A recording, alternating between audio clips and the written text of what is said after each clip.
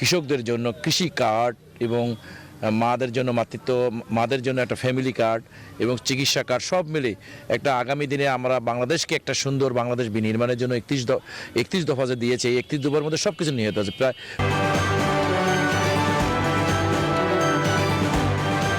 স্বাগত আজকের জেরুসালেম নির্বাচনের পথে আয়োজনে। দর্শক, আগামী ত্রয়োদশ জাতীয় সংসদ নির্বাচনকে কেন্দ্র করে সংশ্লিষ্ট সব সংবাদ জানাতে প্রতিদিন এই সময়ে নিউজ 24 এর সাথে আপনাদের সাথে হাজির হয়ে থাকি আমরা। আজকে রয়েছে আমি জান্নাতুল সাদিয়া। দর্শক, প্রতিদিন আমরা যেটি করে থাকি যে দেশের প্রত্যেকটি জেলা এবং তার সকল সংসদীয় আসনের তথ্য এবং আদ্যপান্ত আপনাদেরকে জানিয়ে থাকি এবং সেই সাথে সরাসরি যুক্ত হয়ে আপনাদেরকে জানিয়ে থাকি সেই জেলাটির বিভিন্ন দলের প্রার্থীদের প্রতিশ্রুতি এবং সেই সাথে ভোটাররা আসলে ঠিক কি প্রত্যাশা করছেন। একইভাবে আজকেও আমরা দর্শক আপনাদেরকে জানিয়ে থাকবো এই অনুষ্ঠানের মাধ্যমে যে আসন্ন ত্রয়োদশ জাতীয় সংসদ নির্বাচন উপলক্ষে রংপুর জেলার নির্বাচনের যেই সংবাদ এবং যেই তথ্য রয়েছে সেগুলো সবকিছু আপনাদেরকে জানাবো। তবে তার আগে আমাদের সাথে আমাদের সহকর্মী রেজাউল করিম মানিক আছে, আমরা তার সাথে একটু আপনাকে পরিচয় করিয়ে দিতে চাই। রেজাউল করিম মানিক, আপনি রয়েছেন আমাদের সাথে, থাকুন। আমরা একটা প্রতিবেদন দেখে আবার আপনার কাছে আসছি। রেজাউল করিম মানিক আমাদের সঙ্গে আছেন। আমরা বলছিলাম যে রংপুর জেলার নির্বাচনী যে সংবাদ সেগুলো আপনাদেরকে জানাতে চাই। একটু বলতে চাই, এই যে রংপুরের পীরগঞ্জের মানুষ, তারা আসলে এইবারের ভোট বা এইবারের যে নির্বাচন তার মাধ্যমে আসলে তারা ঘুরে দাঁড়াতে চান। তারা চান যে রংপুরের এই আসনটি আসলে ইতিহাস ঐতিহ্যে তো ভরপুরই এবং একই সাথে এই এলাকাটি কিন্তু ফসল, বিশেষ করে আলুর জন্য বেশ বিখ্যাত এবং এই এলাকাটির একটা সমস্যা খুব গুরুতর, সেটি হচ্ছে বেকারত্ব এবং উন্নয়ন নেই, কোনো শিল্প কারখানা না থাকায় এখানকার যে মানুষরা আছেন যারা ভোটার তারা আসলে মোটামুটিভাবে বাইরের কর্মের ওপরই কিন্তু আসলে নির্ভরশীল তাদেরকে থাকতে হয় এবং তারা যেই জীবিকা নির্বাহ করে থাকেন সেটিও কিন্তু আসলে তাদেরকে বাইরের কাজের জন্য অপেক্ষা করতে হয়। এই যে অভাব এবং বেকারত্বের মিশেল, সেই জাতাকলেই কিন্তু আসলে লাখো মানুষের জীবন পিষে যাচ্ছে। ঠিক সেই সম্পর্কিত একটা প্রতিবেদন আছে, আমরা একটু দেখে আসতে চাই। রংপুর 6 আসন পীরগঞ্জ উত্তরের একটি অবহেলিত এলাকা হলেও এবারে জাতীয় সংসদ নির্বাচনে এই আসনটি অত্যন্ত তাৎপর্য বহন করছে, কারণ বৈষম্য বিরোধী ছাত্র আন্দোলনের প্রথম শহীদ আবু সাইদের বাড়ি এই পীরগঞ্জেই। রংপুর 6 পীরগঞ্জ এই আসনের মোট ভোটার 3,29,759 জন। এর মধ্যে পুরুষ ভোটার 1,64,255, নারী ভোটার 1,65,500। এখানে মোট ভোট কেন্দ্র 153টি। আসনটির আয়তন 21.30 বর্গ কিলোমিটার। বর্তমানে আলোচিত এই আসনটিতে রয়েছে নানান সমস্যা। শিল্প কারখানার অভাবে কর্মসংস্থান না থাকায় বেড়েছে বেকার সমস্যা, কোনো প্রশিক্ষণ কেন্দ্র না থাকায় দক্ষতার অভাবে বিদেশও যেতে পারছেন না স্থানীয় যুবকরা। এদিকে নির্বাচন যতই ঘনিয়ে আসছে ততই সরগরম হয়ে উঠছে রাজনীতির মাঠ। দীর্ঘ 39 বছর ধরে এই আসনটি ছিল জাতীয় পার্টি ও আওয়ামী লীগের দখলে। তবে এবার আসনটি উদ্ধারে আগে থেকেই জোরে সোরে মাঠে নেমেছে বিএনপি। গ্রামীণ অবকাঠামো ডেভেলপমেন্ট সহ এই অঞ্চলের অর্থনৈতিক যে একটা সচ্ছলতা এখানে সৃষ্টি হবে, অর্থনৈতিক চাকা যে ঘুরবে, সেই বিষয়টি আমরা প্রাধান্য দেব ইনশাআল্লাহ। শুধু বিএনপি নয়, জামাত ইসলামী ও এনসিপি এবার নতুন করে শক্ত অবস্থানে মাঠে নেমেছে। অনেক কিছু গড়ে তুলবার এখানে সুযোগ আছে। আমরা বেকারত্ব নিরসনের জন্য কাজ করব এবং আমরা তরুণ যুবকদের জন্য আমরা একটি তাদের উপযোগী সমাজ গড়ে তোলবার জন্য চেষ্টা করব। প্রার্থী নির্বাচনে এবার আর ভুল করতে চান না এই আসনের ভোটাররাও। যারা উন্নয়ন করবেন এমন প্রার্থী খুঁজছেন বঞ্চিত ভোটাররা। আমরা সর্বদলীয় যোগ্য নেতা চাই, যে মানুষের পাশে থাকবে, জনগণের পাশে থাকবে, আমাদের পীরগঞ্জবাসীর উন্নয়ন হবে, এই ধরনের আমরা একটা প্রার্থী চাই। পীরগঞ্জের জন্য ভালো এমপি আসে, যারা সৎ নিষ্ঠাবান, দেশের জন্য কাজ করবে, সাধারণ জনগণের জন্য কাজ করবে এবং খেটে খাওয়া মানুষের জন্য কাজ করবে। মাদক মুক্ত করতে পারে এই ধরনের ক্যান্ডিডেটকে আমরা ভোট দেব। পীরগঞ্জ উপজেলা নিয়ে গঠিত রংপুর 6 আসনে ভোটারের বড় একটি অংশ সনাতন হিন্দু ধর্মাবলম্বী ও তরুণ ভোটাররা। তারাই এবার জয় পরাজয়ে বড় ফ্যাক্টর হয়ে দাঁড়িয়েছে, এমনটাই অভিমত সচেতন মহলের।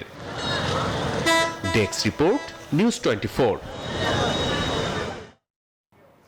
দর্শক, আমরা দেখছিলাম রেজাউল করিম মানিকের তথ্য এবং চিত্র একটি ডেস্ক রিপোর্ট, যেখানে আসলে আমরা দেখতে পাচ্ছিলাম যে রংপুরের যে পীরগঞ্জ যে আসনটি আছে সেখানে আসলে ঠিক কি কি ধরনের সমস্যা আছে এবং সেই সমস্যার সমাধানে প্রার্থীরা ঠিক কি কি করতে চান।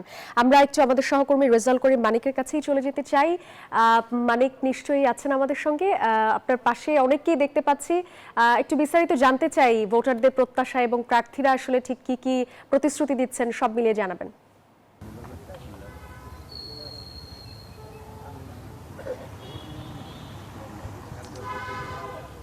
ধন্যবাদ আপনাকে। আসলে আপনি জেনে থাকবেন যে ইতিহাস ঐতিহ্যে ভরপুর একটি উপজেলা অর্থাৎ নির্বাচনী আসন হচ্ছে রংপুরের পীরগঞ্জ। এইখানে অর্থাৎ বৈষম্যবিরোধী ছাত্র আন্দোলনের প্রথম শহীদ যিনি হয়েছিলেন আবু সাইদ, তার বাড়িও কিন্তু এই পীরগঞ্জ উপজেলা। এছাড়া কবি আবুল হায়াতের বাড়ি এখানে।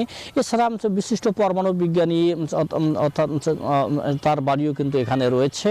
এই সব মিলে এই অর্থাৎ পীরগঞ্জের অনেক সমৃদ্ধ রয়েছে, ইতিহাস রয়েছে। তবে এখানকার প্রধান ফসল আলু, তবে পাশাপাশি কিন্তু বেকার সমস্যা প্রকট রয়েছে। রাস্তাঘাটের অর্থাৎ উন্নয়ন নেই বললেই চলে। বিগত 17 বছরে কিন্তু কোনো উন্নয়ন হয়নি।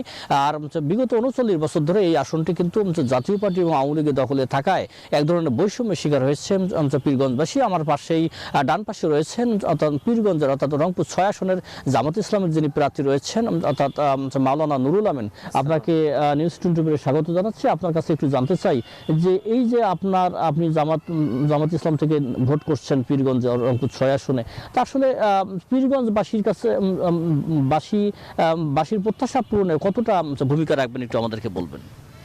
জি আলহামদুলিল্লাহ, আপনার মাধ্যমে আমার নির্বাচনী এলাকা সকল ভোটার ভাই বোন এবং সেই সাথে দেশবাসীকে আন্তরিক শুভেচ্ছা অভিনন্দন।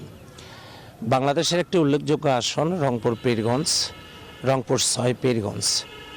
আপনি ইতিমধ্যেই কথাগুলো বলেছেন যে অত্যন্ত গুরুত্বপূর্ণ একটি এলাকা।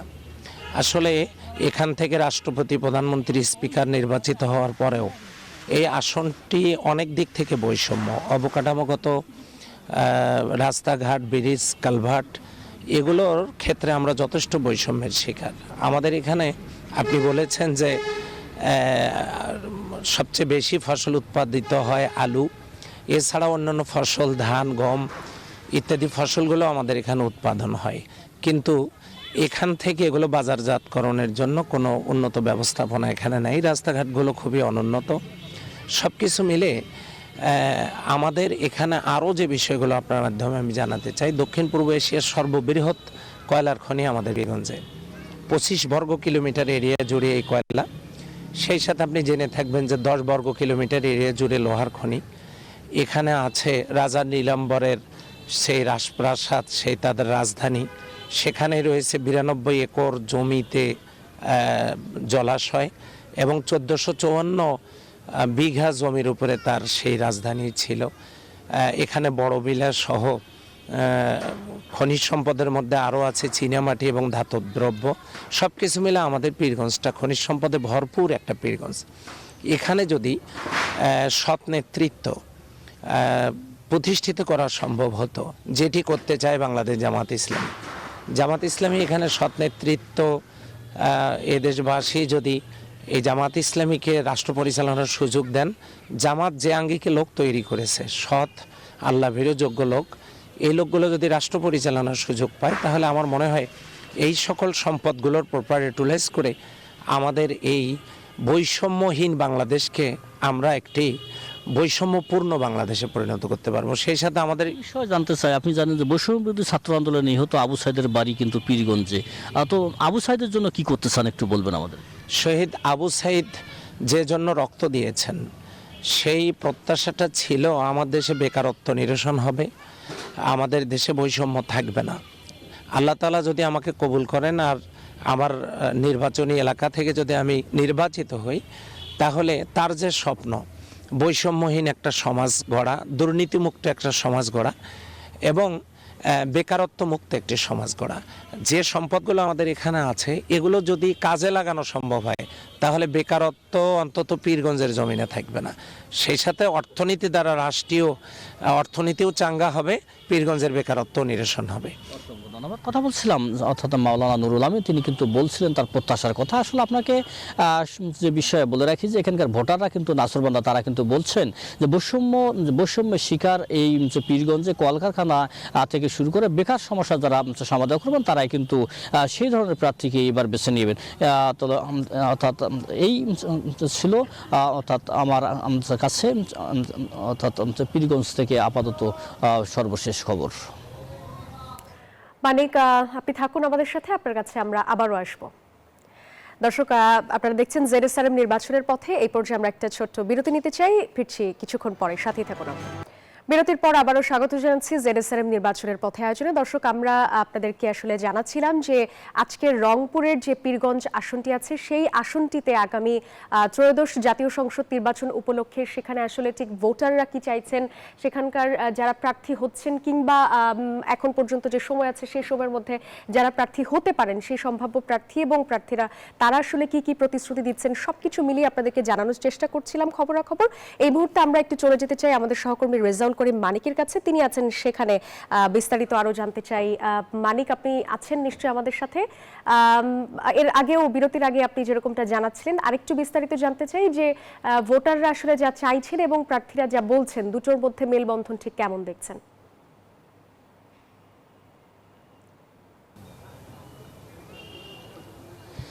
সাদিয়া, যেমনটি বলছিলাম যে অর্থাৎ কলকারখানা কিন্তু একেবারে নেই বললেই চলে এই পীরগঞ্জে, কিন্তু সম্ভাবনা রয়েছে, কিন্তু আসলে সঠিক নেতৃত্বের কিন্তু অভাবের কারণে কিন্তু পীরগঞ্জের মানুষ কিন্তু অর্থাৎ দীর্ঘদিন থেকেই সেটি অর্থাৎ সাফার করছে। আপনাকে এই মুহূর্তে একটু জেলা বিএনপি সভাপতি আমার সাথে রয়েছেন, পীরগঞ্জ 6 আসনের তিনি বিএনপির মনোনীত প্রার্থী। আজকে আপনি মনোনয়ন উত্তোলন করলেন বিএনপির পক্ষ থেকে। তা আসলে এই পীরগঞ্জ কিন্তু সম্ভাবনার একটি পীরগঞ্জ উপজেলা, অনেক সম্ভাবনা রয়েছে, ইতিহাস ঐতিহ্য রয়েছে। আসলে নির্বাচিত হলে কি করতে চান, ভোটারদের প্রত্যাশা পূরণে কতটা আশাবাদী একটু বলবেন আমাদেরকে। আলহামদুলিল্লাহ, আপনারা জানেন আগামী ত্রয়োদশ জাতীয় সংসদ নির্বাচন 2026 আগামী ফেব্রুয়ারিতে হতে যাচ্ছে। দীর্ঘদিন আমরা সংগ্রাম করেছি ভোটাধিকারের জন্য। এই সংগ্রামে আমরা দীর্ঘ 17 বছর ধরে আমরা যে সংগ্রাম করেছি ভোটাধিকার প্রতিষ্ঠা করার জন্য, সেই সংগ্রামের ফলে আজকে জুলাই বিপ্লবের পরে এখানে আমাদের ভোটাধিকার প্রয়োগের একটা পরিবেশ সৃষ্টি হয়েছে।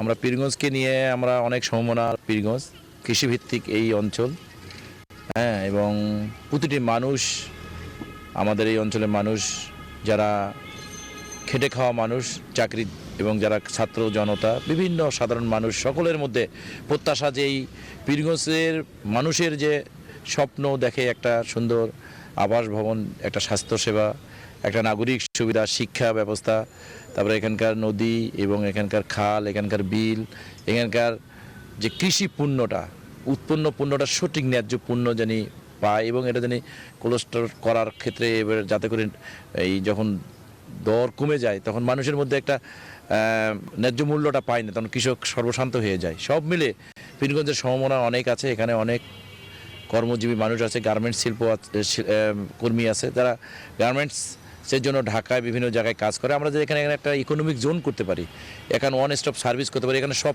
সেবা যদি এখানে যদি করা যায় তাহলে এখানে সব উদ্যোক্তারা এখানে আসবে, ছোটো ছোটো উদ্যোক্তা এখানে আমরা সৃষ্টি করতে পারি। বিশেষ করে যারা বেকার আছে তাদেরকে কর্মসংস্থানের মাধ্যমে তাদেরকে সরকার থেকে যদি তাদের যদি একটা উদ্যোক্তা এবং লোন যদি সাপোর্ট দেওয়া যায় তারা ঘুরে দাঁড়াতে পারবে।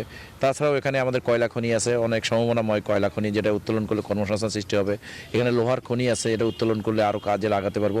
সব মিলে পীরগঞ্জের অনেক সম্ভাবনার পথ আমরা দেখছি। এখানে কলার একটা বড় হাট আছে, কলা এখানে কৃষি পণ্য, যেটা করে আমরা যদি প্রসেস করি, আলুটাকে যদি প্রসেস করতে পারি, তারপরে এখানে অনেক আমাদের কৃষি পণ্য আছে যেগুলো আমাদের এখানকার চাহিদা মিটিয়ে দেশের চাহিদা মানে বাইরেও কিন্তু আমরা রপ্তানি করতে পারি। সেই সুযোগগুলো আমাদের আগামী দিনে বিগত সময় হয়নি, আগামী দিনে আমরা সেই সম্ভাবনাগুলো খুঁজে পাচ্ছি।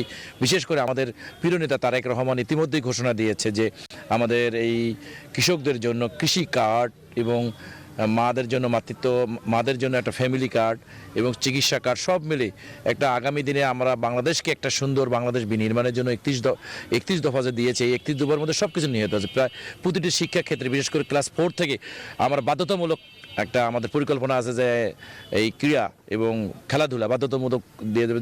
খেলাধুলা যদি আমরা করতে পারি তাহলে কি হবে আমাদের, তাহলে আমাদের এই ছাত্ররা তারা ক্রিকেটের দিকে সম্ভাবনা তৈরি হবে। একটা ক্রিকেটে যদি ভালো খেলোয়াড় হয় দেশের পতাকা বিদেশে সে বহন করতে পারবে। তাছাড়াও আমরা অন্যান্য বিশেষ করে মেয়ে ছেলেদের জন্য আমাদের ভাষা, তৃতীয় ভাষা, ক্লাস 8 থেকে তৃতীয় ভাষা শেখার জন্য ব্যবস্থা করবে। কোরিয়ান ভাষা, জাপানিজ ভাষা, চাইনিজ ভাষা, আরবি ভাষা, এগুলো বাধ্যতামূলক দেওয়ার কথা আমরা প্ল্যানিং করছি, যাতে করে এই প্ল্যানিংয়ের মধ্যে ওই ছেলেটা মেট্রিক পাস করে সে জানে বিদেশে যে কোনো জায়গায় ধন্যবাদ। কথা বলছিলাম সাইফুল ইসলামের সাথে, তিনি কিন্তু বলছেন যে পীরগঞ্জের মানুষের জন্য তিনি কি করতে চান, পাশাপাশি তারেক রহমানের যে 31 দফা যেটি রয়েছে সেটি নিয়েও কিন্তু বিএনপির এই জেলা বিএনপির সভাপতি তিনি কিন্তু বলছেন আপনার সব মিলে পীরগঞ্জকে অর্থাৎ ঢেলে সাজাতে গেলে এই দুই নেতৃত্ব যারা রয়েছেন, যারা অর্থাৎ সম্মিলিত নেতৃত্বের প্রয়োজন, অন্যথায় কিন্তু এখানে বেকার সমস্যা যেটি রয়েছে সেটি কিন্তু কোনোভাবেই দূর করা সম্ভব নয় বলে মনে করেন ভোটাররা। এই ছিল আমার কাছে রংপুর থেকে সর্বশেষ। জি, রেজাউল করিম মানিক, আপনাকে অনেক ধন্যবাদ। দর্শক, আমাদের সহকর্মী রেজাউল করিম মানিক তিনি জানাচ্ছিলেন আজকে রংপুরের যে পীরগঞ্জ আসন, সেই আসনে আসলে প্রার্থীরা ঠিক কি প্রতিশ্রুতি আসলে দিতে চাচ্ছেন। এই ছিল আমাদের আজকের মতন জেডএসআরএম নির্বাচনের পথে আয়োজনে। এতক্ষণ যারা সঙ্গে ছিলেন সবাইকে অনেক ধন্যবাদ।